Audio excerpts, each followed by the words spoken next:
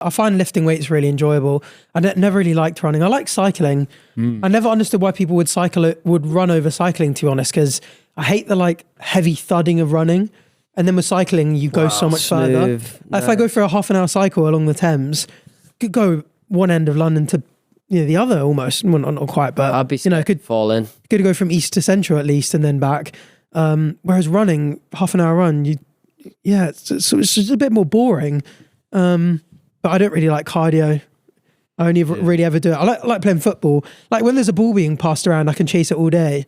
But if someone goes like put some music on and just fucking hell. Oh, Arthur, hold up. Do you still look like this? Wait, let me read this out. So, Hopping on this body positivity don't read the trend. thing out. Oh my God, wait, Arthur, this is mental. You look wham there, man. Go on, read it out.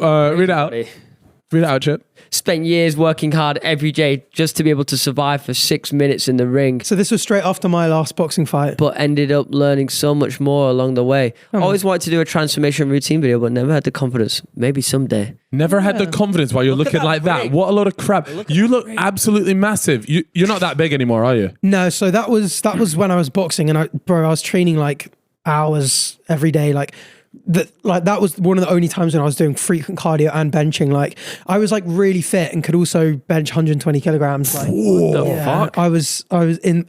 Whereas now I'm much more just like I go to the gym, like put on an interesting video, something to listen to, and take it a bit easy. But then I was killing myself in the gym daily for like 6 months straight. Can we just clock Chip's reply?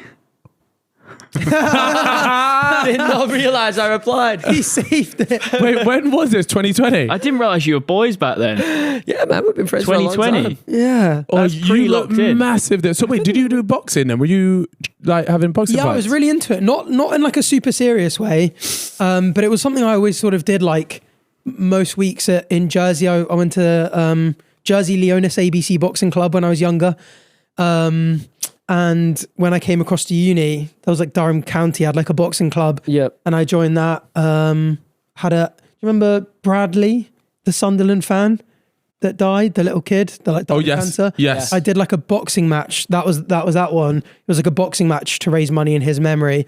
And unfortunately, I think it was round 2. I had a bad gum shield in and the refs just stopped the fight. So you had a bad gum shield in. So I kind of stupidly got more of like a rugby gum shield rather than like a proper boxing one. So my breathing wasn't right. So when I was doing this, I'd spit it out, and then it happened 3 times. The ref was like, you can't keep boxing with a gum shield like not in your mouth. But it was so annoying because like first round, I really had this guy like the ref stopped it, came in, like gave him a count and everything. Oh, wow. A bit rarer when you're wearing like head guards and stuff, and then stopped it like early in the second round. I was like, I've trained for like 6 months.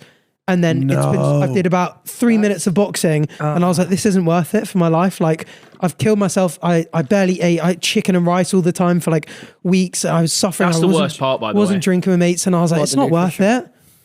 Yeah, there's definitely a balance, isn't there? Yeah. Would you guys ever do it? A boxing fight? Yeah, boxing stuff. No. I just get battered. Yeah, I've said this before. I'm not. I don't think I can get like. I think you have to have a certain level of like an aggression thing in your head. Yeah. Maybe, but you know what? I say that, but I'm never actually going to go. So I might have that in me. It just doesn't appeal to me, and it's mainly just because I've seen what like JJ has to go through during that training camp, and you have to dedicate your life to it. Yeah. And I'm just there like I'm not too sure I want to do that. That's it as well. Like when around that time, so that was my final year of uni, and when I was coming to London, my final year of uni in Durham, and so I was coming to London and I was like figuring out what exactly I wanted to do in my spare time, whether I wanted to keep boxing, play football and stuff.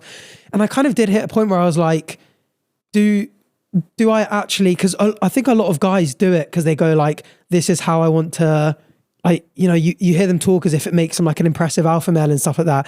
And I was like, do I want like to have people know me in a good way, assuming I win, as a guy who's good at punching people in the face, or like, would I rather be known for like other things, like, using my platform for good or being a good friend to people and all this kind of stuff? Not that you can't do them both, but like, I was like, I don't really get enough out of being a boxer. And like, even if I was going to go on to like be a good one, I'm never going to go pro, but like, I imagine doing an influencer one and just being like, do I necessarily want to just be known as a guy who want to fight against a TikToker or a YouTuber, or are there other things I'd rather like be known for? So that's ruled out any potential misfit so side. I was just like, I just don't think it's worth it for me. Mm-hmm. Yeah. I respect that. That's a good thought process. Yeah. On the What's Good podcast, we were talking about like these fitness challenges, and on it came up an Ironman. Yeah. And we've had Theo on here Full before. Ironman? Yeah, full.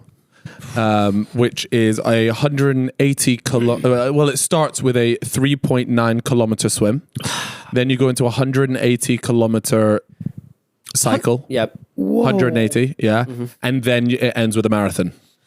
Crikey. Man, it's hard to fathom the idea of doing all of that and then still getting to the final third and being like, well, now I've got to start a marathon. Like, mental. Obviously, it's hard for me to understand. I've never ran past 10K. I've never probably swam longer than fucking a few hundred meters. Yeah. But, 3.9. Yeah, I think for me, in my head, the swimming bit is the most difficult. Do you agree? I like swimming would be my weakest discipline there for sure. We're not bad swimmers though. No, I know, but anyway. just like the idea of swimming 3,800 meters is just wild. But the reason why I brought it up is because I do feel like what an incredible thing to achieve. Like truly, if you do this, not only are you in peak physical condition, but also mentally, it takes a certain type of person to achieve this. Yes. And I was there like, that is a real test or like a real example of somebody that can overcome, I would say, most things in life. Like if you can do this, this is no joke. I think you would. Does stuff like this interest you at all? Not to do, no. Yeah. But I do. I definitely am impressed by the mentality of people who can do it, because I do think that is such a big part of it. Like you hear quite a lot of people that do them, that their body like halfway through is just screaming at them to stop, and they keep going, and that stuff I just do find impressive. Yeah. I'd like to do it maybe at some point in my life, but maybe like late 30s when I'm winding down a bit and I got a lot of time to dedicate to that training. Though, right?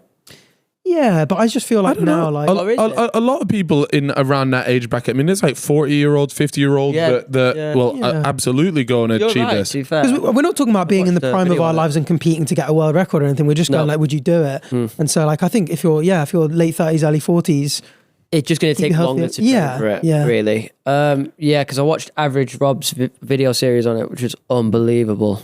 So good. And like I watched it, and at the end I'm like, damn, I'd love to do something like that. I don't know if I'm capable, but like watching them do it gives you like that lights a fire inside you. Like maybe one day I'll do it. Yeah, I love the idea of having a goal. Like the first time I even got a taste for that was that 75 hard that we did, and it was just having that goal and being there like, I want to achieve this. And I've never had like a fitness thing like that before, where you're there like, I know I need to do this.